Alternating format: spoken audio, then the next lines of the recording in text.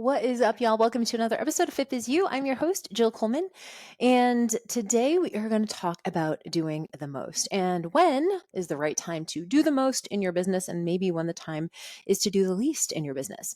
So the reason this is relevant is for a few reasons. I have a lot of clients right now who are in the middle of their launch, or they're heading into their launch, or they're mid-launch, or they are debriefing from a launch. Obviously, this is a really busy time for a lot of businesses. Usually, a lot of our clients launch anywhere from January to May, pretty consistently. And so, at all times, I usually have a couple dozen people in launch. And the fun thing is, of course, I get to be in the trenches with them and see what is working, what's not working, all that kind of stuff. Now, we are seeing, and this is not across the board, I have some clients that are absolutely crushing right now, but we are seeing a little bit, and I just got this feedback from a lot of my clients, that a lot of the objections that they are getting recently in their launches really just has to do with what's going on in the world. And that makes a lot of sense. There's a lot of uncertainty, especially for those people who maybe have money in the stock market, or for people who have family who have, government jobs, right? There's a ton of uncertainty. And that makes a lot of sense. This administration is very unpredictable. And for a lot of us, that makes us very scared to spend money. Now, it's not across the board, obviously, but it is a consideration. It's something to think about.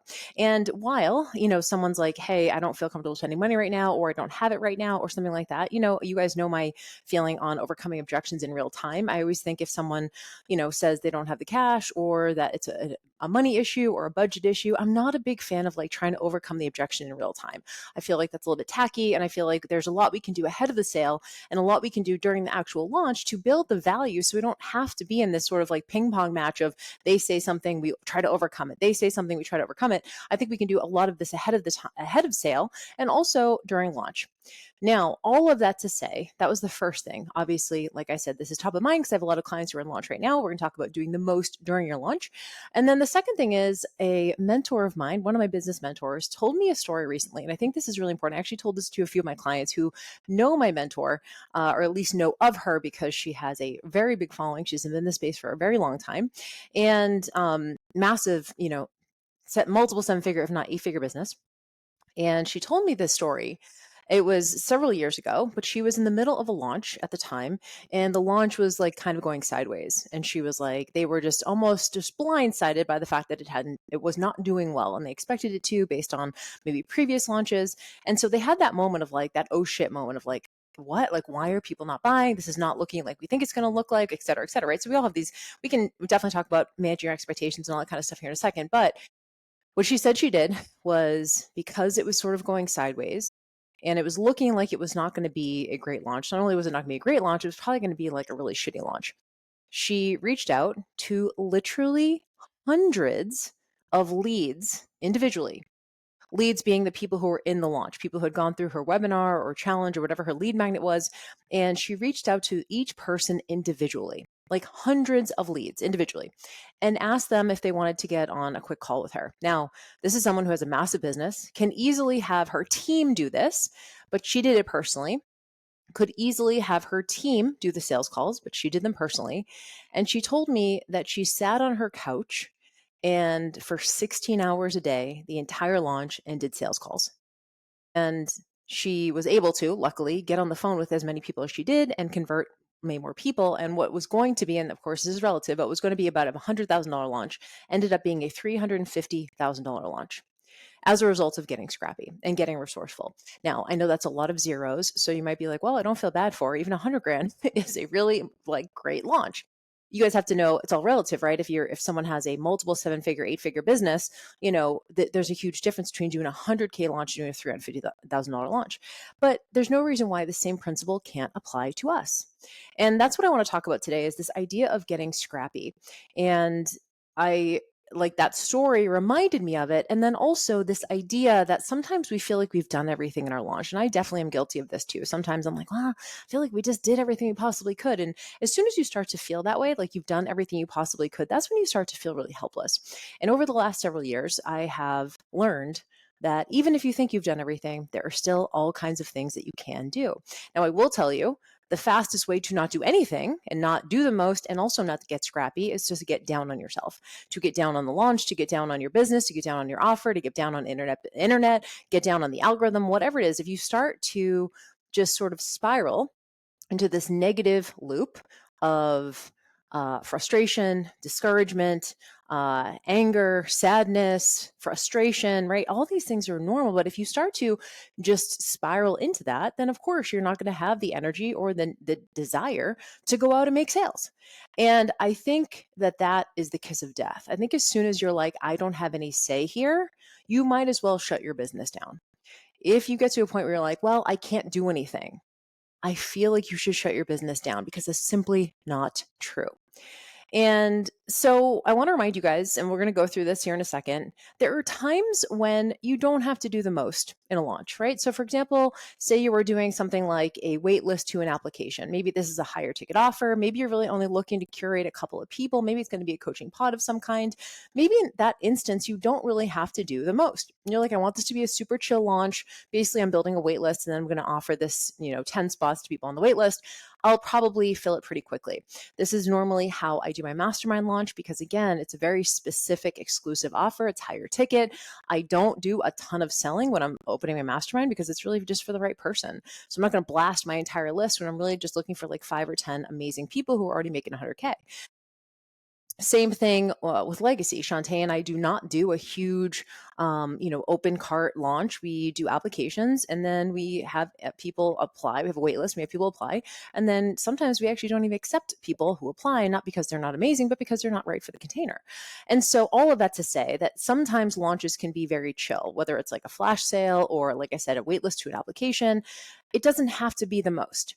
But everyone listening to this has an offer that they just want to make the most sales. Typically, that's going to be your signature offer. If you have a signature offer, it's going to be a group offer, a course of some kind. Chances are you're like, I just want to make the most sales. When you have no ceiling to how many sales you can make, I want you to do the most if you want to. The only reason is because I don't want you guys to have to sell all the time. So if you're selling, then be selling. And this is where you have to get your mind right.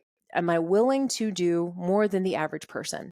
So, what I think a lot of us maybe are under the impression is that we are launching something and we're like, okay, I'm going to blast out an email to my list and I'm going to sit back and wait for the sales to come in. Or I'm going to post something on social media and I'm going to sit back and wait for the sales to come in. Now, of course, you will make sales like that. A lot of our clients make sales on the first day. They certainly make sales on the last day, but it's usually the middle days of the launch that feel the most frustrating. This is when most people want to give up, or most people feel like, wow, if everyone has people have already bought it, like if someone's going to buy, they already would have bought by now, etc.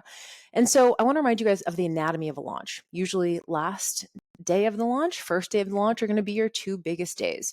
And like I've said in a previous episode, recent episode, people only buy towards the end of a launch if you keep your foot on the gas the whole launch. But I want to remind you, we have a lot of small dial movers that we can do during the middle of a launch. And I want to talk about some of those things today. So the first is actually what my mentor did, which is personal reach outs. I'm a huge fan of this. This is personal reach outs / what I call follow-up lists. So one of the things that we do at JillFit is every launch, we have a follow-up list. Not only do we have a follow-up list, we have 3 follow-up lists. Our first follow-up list is people who are the most active during the lead magnet. Danny, who's on my team, takes care of that. So he creates a list of the people who are highly engaged in their Facebook group, our free Facebook group, people who are highly engaged on our live calls, people who are posting in the group, who are finishing homework, who are speaking up, who are asking questions. He basically watches the entire launch and he writes those people's names down. Okay, so you're just watching. We also have a second list, which is in the inbox. So Morgan handles our inbox.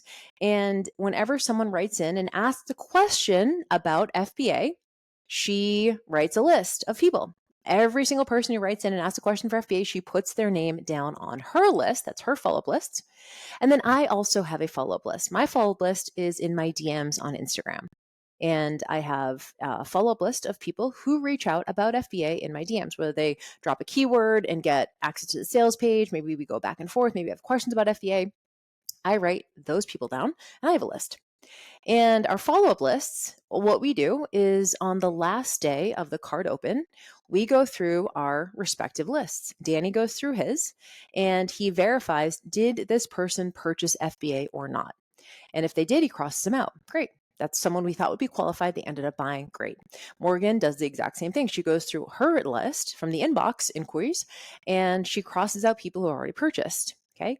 Then I also do the same thing. I follow up with all the people in my DMs and I verify and see have they purchased, yes or no. And then if we have people left on our list, we follow up. So I think Danny in our last launch only had one person that he followed up with at the end of it. I definitely had a handful, and then Morgan had a handful. And our follow up is very simple. The follow up is just like, hey, so and so, I know we talked about FBA. We saw you were engaged in the program. I know you had some questions. Today is the last day of enrollment. Do you have any questions for me or anything I can clarify for you?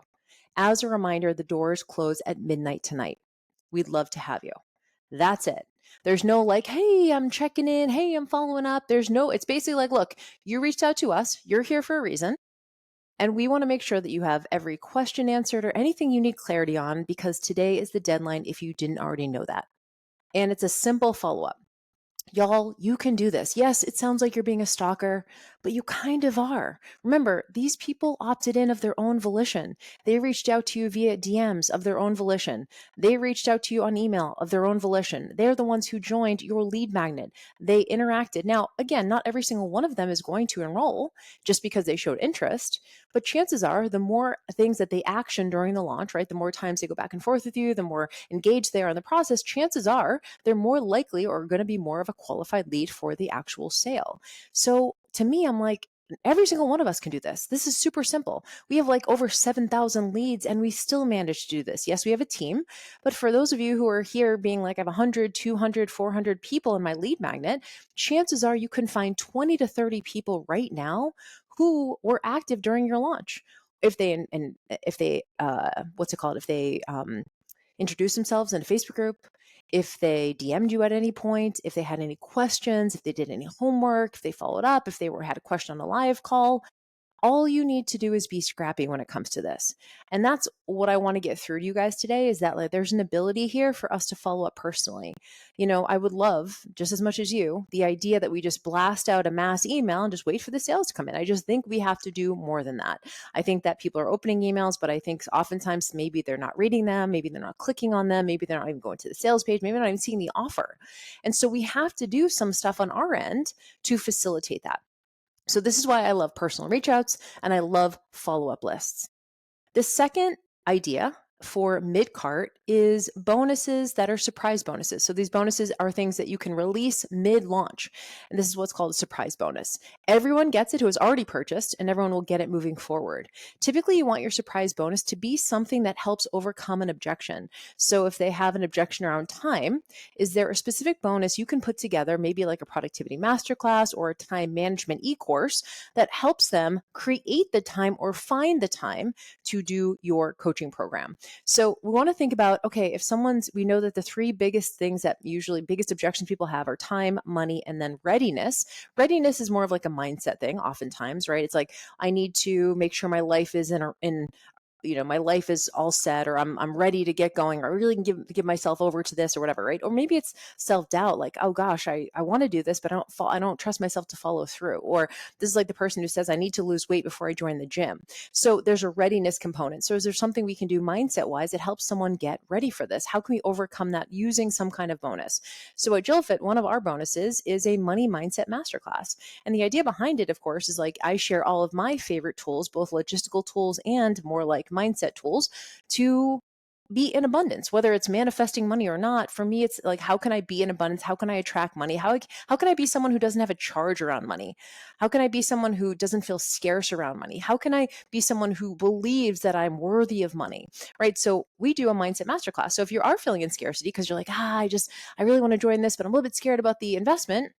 Cool, I'm going to help you learn how to generate money, both logistically and through energetics.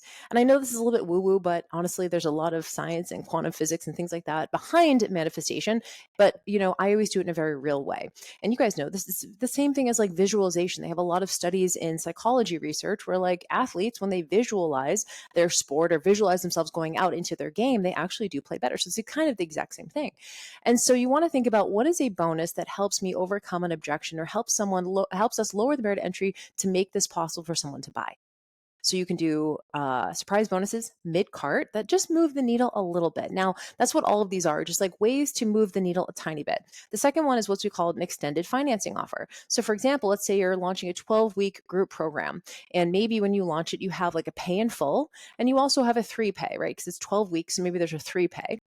And I always love financing. I love offering. You guys know this from different episodes where I always love offering financing. I think it's just a privilege, and I think that it is great. And I actually sometimes take people up on their financing offers when I buy something because I just like having like monthly payments instead of paying in a chunk. So I do love making it possible and making it more accessible and affordable for people to actually do the program. So, an extended financing offer would look like normally it's a pay in full and a 3 pay, but maybe we do a 4 pay. Maybe we introduce a 4 pay or a 6 pay mid launch just to make the payments a little smaller. And I really love this because, again, it does really make it that much more accessible. Whenever we do this with FBA, people always say, like, thank you so much for doing this. I didn't think I was going to be able to afford the program, but now I can do it because the payments are smaller. And so if you offer an extended financing offer mid-launch, typically that can lower the barrier to entry for some people for whom a budget is an issue. The second thing, or third thing rather, this is a fourth thing. So I said follow-up lists and personal reach outs. Number 2 was bonuses that overcome the objections. Number 3, extended financing offers. Number 4, sales calls. Y'all, we always forget this in launch. If your program is like $500 or even $400, $300, $200, whatever, ask people if they want to jump on the phone. You can send out a calendar of some kind. You can send out some kind of scheduler. And I really love this because sometimes people just need to talk to someone. Some people just want to have a quick conversation to just make doubly, triply sure that this is for them. And if you're not offering sales calls, even for a group offer, if you're not offering sales calls for a course, like why wouldn't you? Maybe it's not worth your time if it's like 97 or 27 or 47. You're like, well, I'm not going to get on the sales call for a $27 offer. But if you're just like hundreds of dollars or thousands of dollars, why not? Again, the idea that we can just send out a massive email and like hope people buy, I just think, yes, of course, some people will do that. But for the majority of people, they just need a little bit more TLC. So why not open your calendar and have some sales calls? Again, this is just doing the most, right? It's like, okay, what else can I do? Why wouldn't you open up your calendar for sales calls? Even if you have one or two people schedule, still that's maybe one or two sales you would not have made otherwise. So it is worth your time. We do something at JillFit sometimes. We haven't done this every launch, but sometimes when we do sales calls for FBA, if people are like hell yeses on the phone and they're like, okay, I'm definitely in, whatever, we will actually incentivize them to pay right on the phone because we don't want to lose that energy, right? They're like, they're there, they're ready, they're hell yeses. We will send them the link over, we do it on Zoom. We'll send them a link on Zoom and we'll actually give them a credit. We give them a $100 credit if they go ahead and purchase right on the call. So we send them the link, they enroll, and then once it goes through, then we hop off the call. So there's kind of an incentive for someone who is a hell yes to purchase right on the sales call. You can do that if you want to, totally don't have to, but that's an idea. Next one, number 5, is 1-day bonuses, right? 1-day bonuses would be something like, hey, if you enroll this day only, typically this is going to be like in the middle of your launch, then I'm going to give you an X, Y, and Z. So it's a 1-day bonus. This is not the same as surprise bonus. Surprise bonus is like everyone gets it, right? Everyone who already purchased and everyone who continues to purchase will get it. A 1-day bonus is like, hey, this is Wednesday only for everyone who enrolls today only. Now, out of integrity, I usually give it to everyone who has already enrolled as well. But it does end at Wednesday. Even if the cart closes Friday, the bonus ends Wednesday. So it's another way to incentivize folks to purchase a little bit earlier than waiting to the last second. Number 6 is offer credits. So I do like the term credits instead of discount because if you have a discount, that's fine. But once it's at full price, I think sometimes saying like, hey, I just decided to take $100 off can kind of cheapen the program. Or it can kind of cheapen the offer if like we're selling it at full price and then we're like, fuck, we need to make more sales. So we just like slash $100 off the top. I think sometimes that can maybe like look a little bad or can water down the value, which I don't want for you guys. So instead, I like to position it as a credit. So you could, if you have your follow-up lists and it's the last day of cart open, you could reach out to those handful of people who have not purchased yet, but that you might be think are qualified and offer them a $50 credit to enroll. You can say, you know what, I really love what you had to share in our workshop. I really love what you had to contribute in the challenge. And I think you'd be a great candidate for this. I would love to see you in there. And I am handing out a handful of $50 credits to people who I just think are super qualified and they're going to just absolutely crush this program. I want to take away all potential reasons or hurdles why you can't make this investment. So I wanted to extend you a $50 credit, and it's only good through the end of today. So you would have to do something where you'd maybe duplicate your sales page and have something else, or maybe have a $50 credit coupon they can put in or something like that. I've never done this, but I do think I've had clients who have done this and they have worked really well. Again, it's not something you give to everybody, but if you have someone who you really want in the program, it's your business. You can do whatever you want. If you want to extend that to the person, you can. Maybe it would move the needle, maybe it won't. And then lastly, a couple things that we can do after cart close. So these are just to give you some ideas of things you can do mid cart. Again, sales calls being one of the biggest ones. I know sometimes we fucking hate sales calls and maybe you guys are like, oh, I don't want to do them. But I'm also like, if you don't want to do them, that's fine. But then you can't complain about the sales that you didn't make because you didn't do all the things, right? Because you didn't do the most. And so then after cart close, if you're like, you know what, I really want to do a couple things, maybe I can get some extra sales in. Number one, you can do what's called an upgrade after cart close. So let's say you have, I don't know, maybe you enrolled 10 people in a group offer, but you're like, well, maybe I could upgrade people to VIP offer. So maybe the enrollment is investment price is $500. But maybe you have a VIP offer where they get one-on-one coaching with you throughout the 12 weeks. So normally it's 500 and they all purchase something for 500. You can reach out to those 10 people who purchased and you can say, let me know if you guys want to upgrade and do a one-on-one deep dive with me, or wanted to do one-on-one messenger with me, or want to do a couple calls with me one-on-one, or want to do customized programming with me. And they can upgrade and just pay the difference for what it might be. So maybe it ends up being like $1,800 or $2,000 to do the upgrade. So then you take the $500 they've already purchased, and then it's just the difference, which is $1,500. And so maybe you have one or two people upgrade to a VIP offer, and you're getting paid for your time as in the one-on-one capacity. So why not? The second type of thing you can do after cart closes is a downsell. So cart closes, and then you have people who didn't purchase. So let's say you do a lead magnet of 500 leads and you had, I don't know, 30 people purchase. So out of the 500, you still have 470 people who opted in to hear about a sale, who opted in to learn about a specific topic, but they didn't end up purchasing the offer. Is there something else we can put in front of them? I usually like for this offer to be like 5 to 10 times smaller in investment than the original offer. So for example, if it's a $1,000 offer, I would like to see this to be $100 to $200. So if the program is 1,000, I would like the downsell to be 1 to 200. That's a 5 to 10% of the total amount. So then you downsell, because maybe just budget was an issue for people, right? Maybe they just have the money, they really wanted to do it, but they couldn't afford it. So you can put something comparable in front of them so that they can start getting some wins, but maybe it's not the full value of the original program. So you could do a downsell. Typically, I do an upgrade for 24 hours, like, hey, you have the next 24 hours if you'd like to upgrade to VIP. And I send that to people who've already purchased. And then the downsell is to everyone who didn't purchase anything. And I put a lower ticket offer in front of them and I give them 48 hours to purchase that. Now, this is not because I'm like, I need to squeeze every dollar out of the launch. I'm like, I don't want to leave these 470 people with nothing. Like, they're here for a reason. They want something too. They've already built momentum within the launch. I don't want to leave them hanging. I would love to get them one or two steps of the way there while they're waiting or saving money or whatever it is. And maybe this lower ticket offer is just an easier yes for them. And it's something that they can get started with right now without waiting for you to open doors for the program again in 6 months. And so these are all things, and this is just a handful of things, y'all. I mean, we do a shitload of stuff at Jill Fit, but this is just a handful of things that as soon as you start to feel like you are running up on some kind of barrier in your launch where you're like, I've done everything, because you like emailed that day once and you posted once and you're like, that's everything. And it's like, no, there's so much more, right? You can post more, you can email more, you can do personal reach outs, you can have more conversations. Again, these people opted in of their own volition, so you can still reach out to them. It's not like a cold DM. They've already built a relationship with you. So I love follow-up lists. I love personal reach outs. Also, y'all, I've gotten reached out to before and I don't find it gross. I'm just like, oh, it's not for me right now. Or I've said yes to certain things where I'm like, oh, actually, yeah, that'd be great. And so it's not, to me, it doesn't feel gross. It's kind of like, oh, you think I'd be a good fit for that? People kind of sometimes feel flattered if you thought of them. And again, this has to be genuine. So it's not like I'm gonna just blast every single person with, a personal reach out if they have not done anything in the launch. But if they're engaged in the launch, if they've reached out, if you've had a conversation with them, for sure, you should follow up with them in your follow-up list. Now, when it comes to sales calls, that goes out to everyone who went through the launch. So feel free to send that to everybody. Like my business mentor did, reached out to people personally. I think it's a really nice touch, especially if you're just not getting people responding back to your emails, or you suspect that your emails are going into spam. You're like, okay, how can I reach out to people individually? Can you find them on social media and reach out? Can you send a personal email?